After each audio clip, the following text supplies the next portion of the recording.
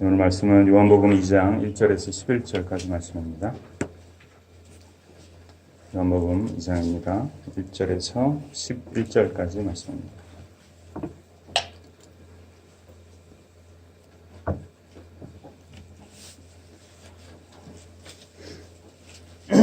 신약성경 144페이지에 있습니다. 제가 봉독해 드리겠습니다. 사흘째 되던 날 갈릴리 가나에 혼례가 있어 예수의 어머니도 거기 계시고 예수와 그 제자들도 혼례의 청함을 받았더니 포도주가 떨어진지라. 예수의 어머니가 예수에게 이르되 저들에게 포도주가 없다 하니 예수께서 이르시되 여자여 나와 무슨 상관이 있나이까 내 때가 아직 이르지 아니하였나이다. 그의 어머니가 하인들에게 이르되 너희에게 무슨 말씀을 하시든지 그대로 하라 하니라. 거기에 유대인의 정결의식을 따라 두세 통 드는 돌 항아리 6이 놓였는지라. 예수께서 그들에게 이르시되 항아리에 물을 채우라 하신즉 아기까지 채우니 이제는 떠서 연회장에게 갖다 주라 하심에 갖다 주었더니 연회장은 물로 된 포도주를 맛보고도 어디서 났는지 알지 못하되 물떠온 하인들은 알더라. 연회장이 신랑을 불러 말하되 사람마다 먼저 좋은 포도주를 내고 취한 후에 나준 것을 내거늘 그대는 지금까지 좋은 포도주를 두었도다 하니라. 예수께서 이 첫 표적을 갈릴리 가나에서 행하여 그의 영광을 나타내심에 제자들이 그를 믿으니라. 아멘. 자, 2018년도 우리가 이제 벌써 한 3주 됐는데요. 이 시간은 막 이렇게 중간에 끊기거나 그런 게 아니라 그냥 이렇게 쭉 흘러가지 않아요. 근데 이제 우리가 시간을 이렇게 매저하는 그 단위가 있잖아요. 뭐 시간도 있고 분도 있고 초도 있고 뭐 주가 있고 달이 있고 해가 있고 이렇게 해서 해가 바뀌는데요. 우리가 이렇게 시간을 계산하는 그런 주기가 있는 그 시간의 단위가 있기 때문에 시간은 끊김이 없지만 이 단위가 이렇게 좀 바뀌면 하루가 이렇게 바뀌면 또 달이 바뀌고 또 특별히 이렇게 1년이 지나고 한 해가 바뀌고 그러면 우리가 이제 어떤 마음들이 드냐 하면 뭔가 이렇게 새롭게 시작하고 새롭게 출발하는 것 같은 이제 그런 느낌을 많이 가지게 됩니다. 그래서 이맘때가 되면 뭔가 좀 우리의 기대가 다시 새로운 마음으로 뭘 이렇게 시작할 수 있을 것도 같고 올해는 좀 작년하고 좀 다르게 좀 더 나은 삶을 살 수 있을 것 같기도 하고 이제 그런 희망과 소망을 가지게 됩니다. 그래서 영어로는 이제 start over 이렇게 얘기하죠. 자, 이렇게 새롭게 다시 시작하는 2018년입니다. 한 해를 맞아서 이제 우리가 개인적으로 가지는 기대와 소망은 뭐 다 사람마다 각자가 다 다르겠죠. 근데 이제 우리가 믿는 사람들로서 그리스도인들로서 어떤 부분에 있어서만큼은 우리가 하나님의 백성으로 새 한 해 거는 기대와 소망의 공통점도 우리가 좀 함께 가지고 있으면 좋지 않을까 이런 생각이 듭니다. 하나님 나라의 백성들로서 우리의 시작, 2018년을 새롭게 시작하는 그 공통 분모가 우리에게 이러이러한 부분들은 좀 함께 있었으면 좋겠다는 그런 소망이 좀 있어서 이제 오늘 그 얘기를 한 3가지 정도로 나누려고 하는데요. 오늘 본문 말씀은 이제 가나에서 있었던 혼인잔치 얘기입니다. 예수님께서 물을 이렇게 가지고 포도주를 만드셨던 기적을 베푸신 여러분들 잘 아시는 얘기입니다. 이 사건이 되게 유명한데요. 유명한 이유 중에 하나도 뭐냐 하면 오늘 본문에도 보면 이게 예수님의 첫 번째 이적이다 이렇게 얘기하죠. 그래서 예수님의 많은 이적들이 있는데 그 시작이 어디서 시작됐냐면 바로 이 가나에서 물로 포도주를 만드시는 이 기적에서 예수님의 모든 이적이 시작됐다는 거예요. 그래서 요한복음 이제 요한이 썼잖아요. 요한도 뭐라 그러냐면 요한복음 맨 마지막 절에 가면 예수님께서 행하신 일들이 너무너무 많이 있는데 그래서 너무 많아서 그거를 다 일일이 기록하면 그 기록을 쌓아둘 수도 없다. 너무 많아서. 그래서 특별한 것만 골라서 쓰고 있다. 이제 그런 얘기를 요한복음 맨 마지막 절에 하고 있습니다. 그러니까 그렇게 수많은 예수님께서 행하신 일들 중에 사역들 중에서 아주 중요하고 특별한 사건들만 기록한 게 이제 요한복음인데 그 중요한 많은 그 사역과 기적을 어디서 시작하는가 하면 바로 이 가나에서 있었던 이 일에서 시작하고 있다라는 거예요. 그래서 예수님께서 시작하고 계시는 이 예수님의 시작, 예수님의 이 기적의 시작, 사역의 시작을 우리가 보면 2018년을 우리가 다시 이렇게 새롭게 시작하는데 우리의 시작에 대해서도 우리가 좀 더 가늠해 볼 수 있는 부분들이 있지 않을까 그런 생각이 듭니다. 자, 우선 이제 이 사건 자체가 참 중요한데요. 이 사건의 결과에 우리가 좀 한번 먼저 주목을 해봤으면 좋겠습니다. 11절에 보면 예수님께서 이 첫 표적을 행하시고 그의 영광을 나타내시니까 어떤 일이 있었냐면 제자들이 그를 믿었다 이렇게 기록을 합니다. 자, 혼인잔치를 하는 이제 잔치집이에요. 파티장인데 거기 포도주가 떨어졌어요. 그래서 예수님 명령대로 이제 그 정결 의식을 행하는 그 돌 항아리에다가 물을 아기까지 부어가지고 이제 그게 다 포도주가 됐다 그러는데 이제 이 항아리에 보통 한 20갤런 정도가 들어간대요. 한 통에. 그러니까 6개가 있었으니까 120갤런의 포도주가 지금 생긴 거거든요. 그러니까 여러분 생각해 보세요. 말이 120갤런이지 포도주가 120갤런이면 어마어마한 거거든요. 자, 그러니까 엄청난 양의 포도주가 지금 나왔어요. 그러면 이 연회장에 모인 뭐 잔치집이니까 많은 사람들이 모였을 텐데 그 모든 사람들이 다 예외 없이 이 포도주를 마셨을 거란 말이죠. 자, 예수님께서 지금 기적을 베푸셨어요. 그리고 베푸신 그 기적의 혜택을 누가 보고 있냐면 그 잔치에 모인 모든 사람들이 다 보고 있다는 거예요. 모든 사람들이 다 누리고 있다는 거예요. 근데 결론은 뭐라 그러냐면 누가 예수님 믿어요? 모든 사람들이 예수님 믿는 게 아니라 예수님의 제자들이 믿었다 이렇게 기록합니다. 자, 예수님의 첫 번째 기적입니다. 그런데 이 기적을 행하시는 예수님의 모습을 여러분 가만히 살펴보면요. 이 기적을 막 떠들썩하게 의자하게 그렇게 행하고 계신가요? 그렇지 않죠. 네, 굉장히 은밀하고 조용하게 이 일을 처리합니다. 그래서 실제로 오늘 본문에 보면 이 일을 직접적으로 보았던 사람은요. 연회장에는 많은 사람이 있지만 그 모두가 본 게 아니라 예수님 어머니였던 마리아 그리고 제자들 그리고 그 항아리에다가 물을 부었던 종들 뭐 요 정도가 다예요. 예수님께서 사역을 시작하시는 이 모습에 있어서 그 시작점에 아주 중요한 것을 우리에게 보여주고 있는데 뭐냐면 사람입니다. 사람.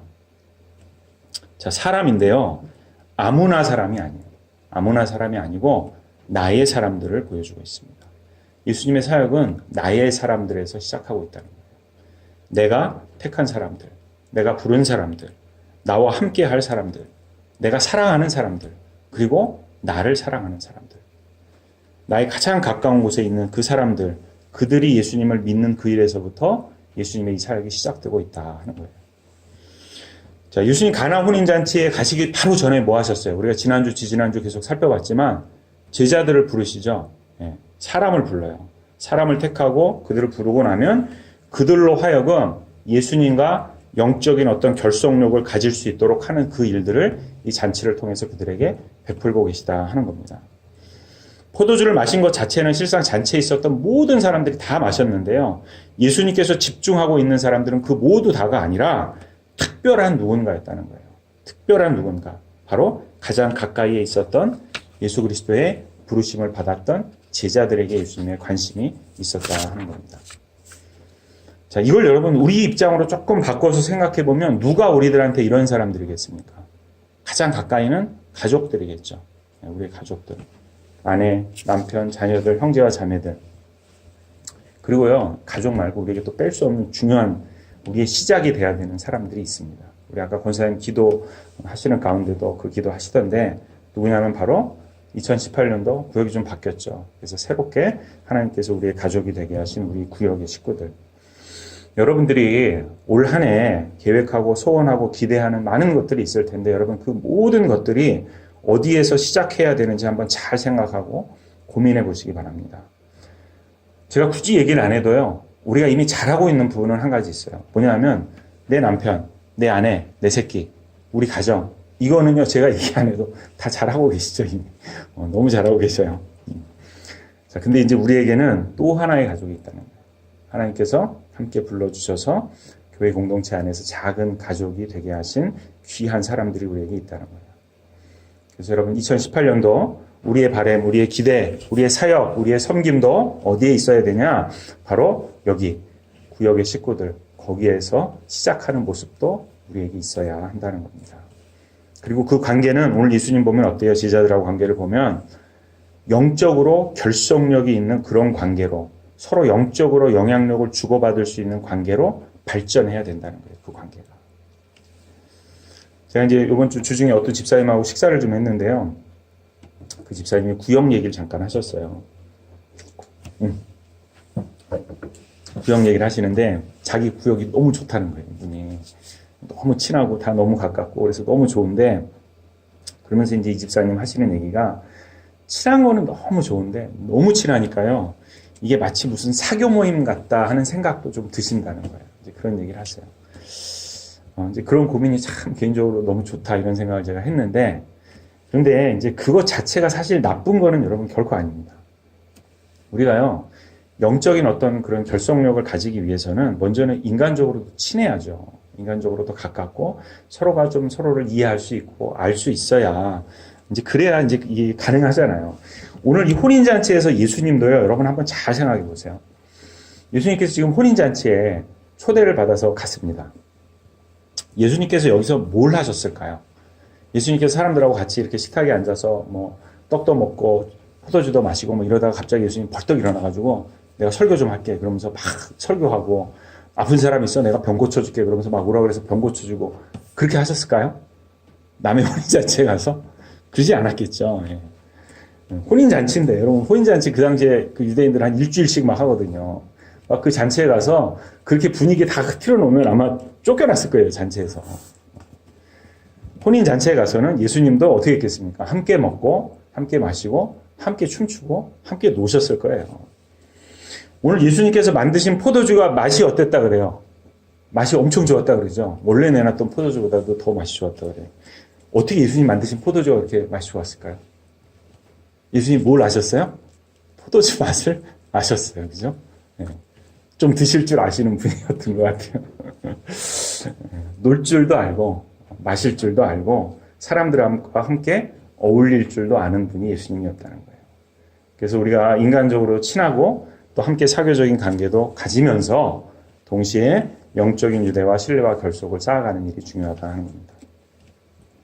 우리가 함께 놀아봐야 그래서 함께 즐거워해보고 함께 사적인 관심, 사적인 공통 분모들이 무엇인지 우리가 알아야 그것을 찾을 수 있어야 그 위에 비로소 영적인 관계도 영적인 성숙함도 세워줄 수 있는 겁니다. 이제 물론 우리의 모임이나 이런 것들이 그냥 먹고 놀고 막 이런 것으로 끝나면 굉장히 곤란하겠죠. 여러분의 가장 가까운 하나님께서 세워주신 구역입니다. 가족입니다. 그래서 여러분 그 가족들과 함께 올 한 해 정말 인간적인 유대는 물론이고 영적인 결속과 열매들을 맺어가시는 여러분들 다 되시기를 간절히 소원합니다. 예수님의 사역에서 또 한 가지 굉장히 주목해야 될 부분은 뭐냐면요. 바로 이 사역을 하고 계시는 예수님 자신입니다.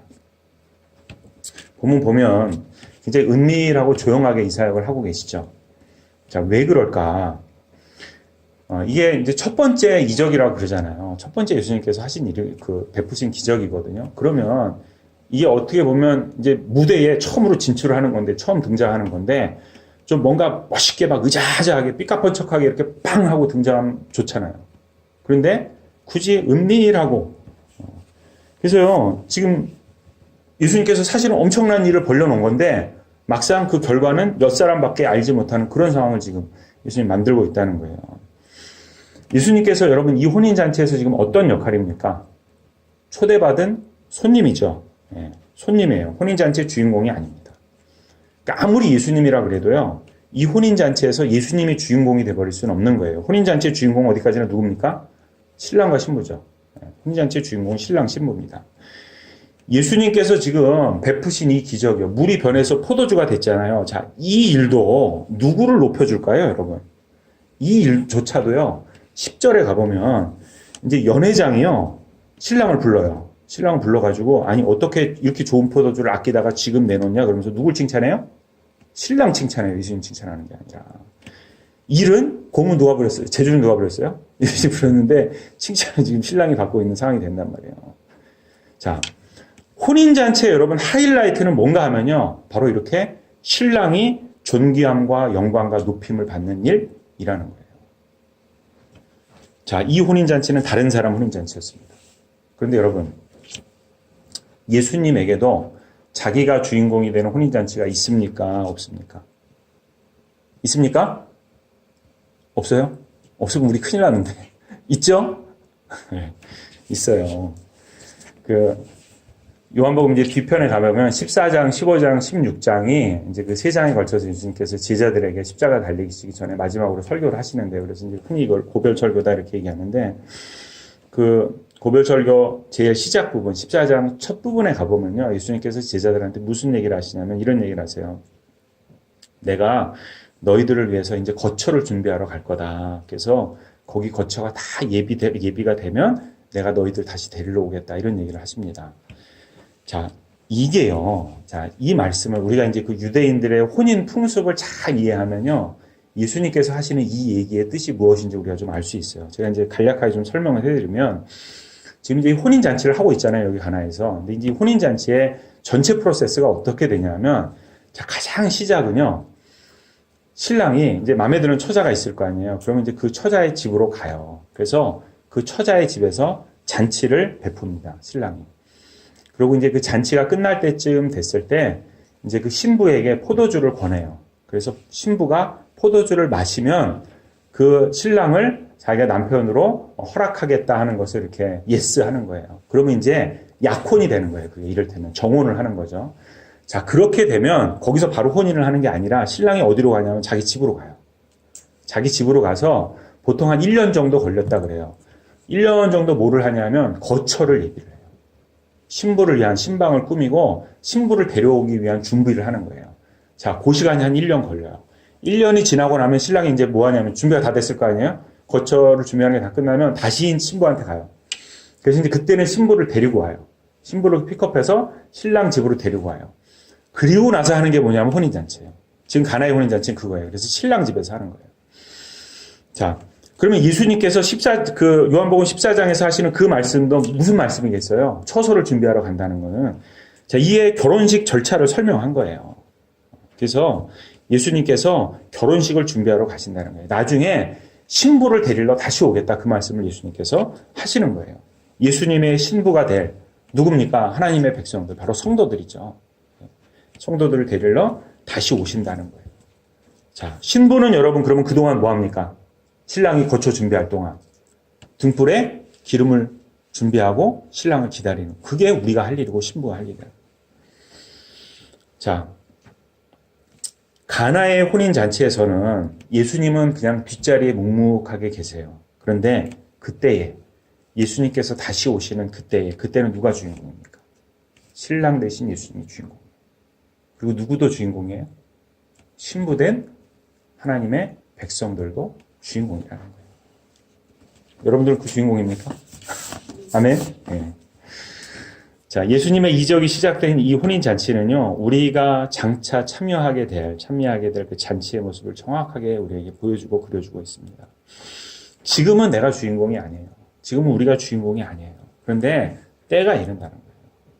그리고 우리의 삶은 바로 그 때를 준비하는 것이 우리의 삶이다 하는 겁니다. 신랑 예수님께서 잔치의 주인공으로 오시는 그때 모든 영광은 누구에게 있습니까? 신랑 대신 예수님에게 있어요. 예수님에게만 있는 것이 아니라 신부된 우리에게도 그 하나님의 영광에, 그 신랑의 모든 특권과 영광에 참여할 수 있는 그 귀한 축복을 우리에게도 우리 주님 허락해 주신다는 겁니다. 아멘. 자, 이 기대로, 이 소망으로 2018년 시작하시는 여러분들 되시기를 또한 간절히 소원합니다. 자, 마지막으로 이제 한 가지 더 함께, 우리가 이런 마음으로 좀 2018년을 시작했으면 좋겠다 하는 것은 어디로부터 찾을 수 있냐면 마리아의 모습에서 좀 찾을 수 있습니다. 예수님께서 이제 혼인잔치에 왔을 때 보면 어머니는 거기 이미 와 있어요. 본문에 보니까. 이제 이 가나하고 원래 예수님 그 집이 있었던 나사렛하고는요, 거리상으로 굉장히 가깝습니다. 그래서 마리아는요, 아마도 손님으로 왔다기보다는 동네 잔치를 이렇게 도우러 마실 온 것 같은 느낌이에요, 좀. 더군다나 이제 나중에 마리아가 종들한테 예수님이 명령하시는 그대로 해라 이러면서 막 시키잖아요. 이렇게 시키는 걸 보면 아마도 마리아는 주방에서 어떤 일을 이렇게 차지하고 담당하고 있었던 것 같아요. 근데 이제 이 과정에서 마리아가 지금 취하고 있는 이런 그 마리아의 모습을 이렇게 보면요. 아, 참 이게 믿음이다 하는 부분을 좀 보게 됩니다. 자, 이제 주방에서 뭐 일을 하고 있었는데 잔치집인데 포도주가 떨어졌어요. 그러니까 난리가 났죠. 그 오죽하면 지금 막 마리아가 지금 예수님한테 와서 막 도와달라고 그러겠습니까? 난리가 나가지고 막 도와달라고 그랬는데 예수님의 반응은 보면 어때요? 반응은 아직 내 때에는 이르지 않았습니다. 이러면서 완곡하게 이제 거절합니다. 예수님께서. 자, 예수님은 거절을 했는데 마리아는 어떻게 하고 있냐면 오히려 종들한테 가가지고 예수님이 뭐라고 시키든지 시키시는 그대로 해라 이렇게 그들에게 당부를 해요. 자, 여기서 중요한 건 뭐냐면요. 예수님은 거절을 했어요. 그런데 그럼에도 불구하고 마리아는 뭐를 하고 있냐면 자기가 해야 될 일을 하고 있다는. 자, 종들에게 명령을 했다 그러죠. 종들에게 이렇게 해라 하고 당부했단 말이죠. 이게 무슨 얘기냐면요. 예수님이 노했는데 마리아는 가서 종들을 예수님한테 보낸 거예요. 예수님이 시키는 대로 하려면 예수님한테 가야 될 거 아니에요. 그래서 종들을 예수님한테 보낸 거예요. 그러니까 예수님 입장에서도 어떻게 보면 황당할 수 있죠. 노했는데 종들이 자기한테 온 거예요. 뭐 할까요? 이러면서. 자, 여자여, 내가 지금 할 수 있는 것이 없습니다. 그랬는데 마리아는 오히려 종들을 예수님에게 보내버리더라는 거예요. 자, 그러니까 여러분 한번 생각해 보세요. 지금 물이 포도주로 변하는 기적이 일어났어요. 그런데 이 기적이 일어나는 이 일에서 가장 앞장서서 가고 있는 사람이 누굽니까? 예수님인가요? 아니에요. 그죠? 네, 마리아예요, 마리아. 예수님은 백업했어요. 그런데 오히려 마리아가 이 일에 앞장서서 가고 있다는 거예요.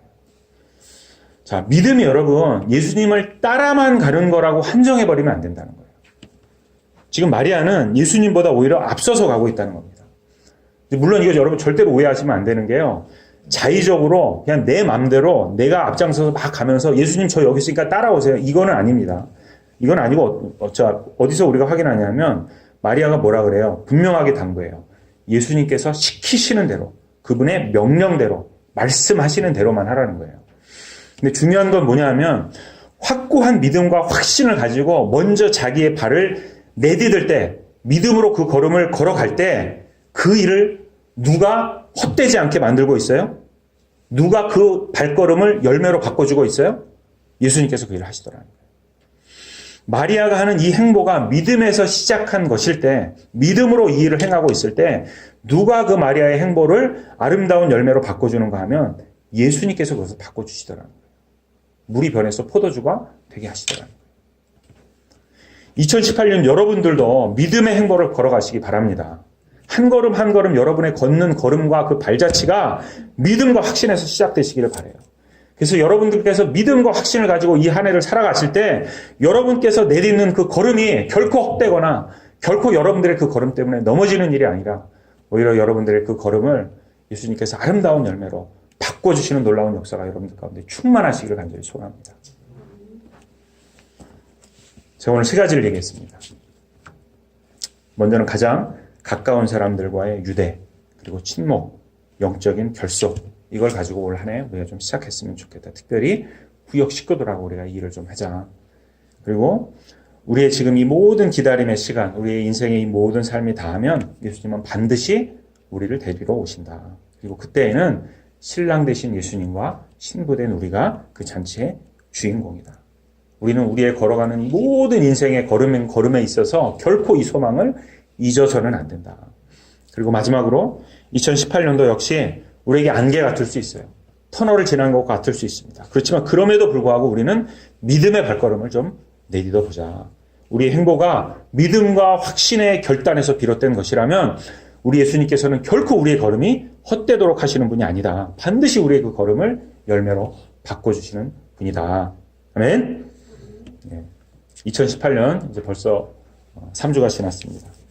사랑하는 사람들과 또 신랑 되신 예수님에 대한 그 소망과 그분을 붙드는 간절한 믿음과 확신을 가지고 이 한 해 시작하시는 여러분들 되시기를 간절히 소원합니다. 기도하겠습니다. 하나님 감사합니다. 우리 귀한 가족, 함께 피를 나누지는 않았지만 피보다도 더 진한 예수 그리스도라고 하는 그 이름과 그 향기로 우리를 묶어주신 귀한 가족을 허락하여 주셔서 감사합니다. 그들을 마음에 품는 그 마음과 사랑을 가지고 올 한 해를 시작할 수 있도록 우리의 마음에 함께하여 주시옵소서. 신랑 되신 예수 그리스도에 대한 그 소망과 그 기억과 그 바램과 기대를 우리가 잊지 않으며 이 한 해를 살아가게 하여 주시고, 특별히 그 소망과 기대가 있을 때 우리의 걸어가는 올 한 해 정말로 믿음과 확신이 가득하여서 주님을 바라는 그 소망을 가지고 우리가 우리의 걸음과 행보를 내디딜 때 우리의 걸음걸음마다 향기가 되고 꽃이 되고 열매가 되는 놀라운 풍성함들이 우리 주 예수 그리스도의 은혜로 우리 삶 가운데 충만할 수 있도록 주님 도와주시옵소서. 감사하며 예수님의 이름으로 기도드립니다. 아멘.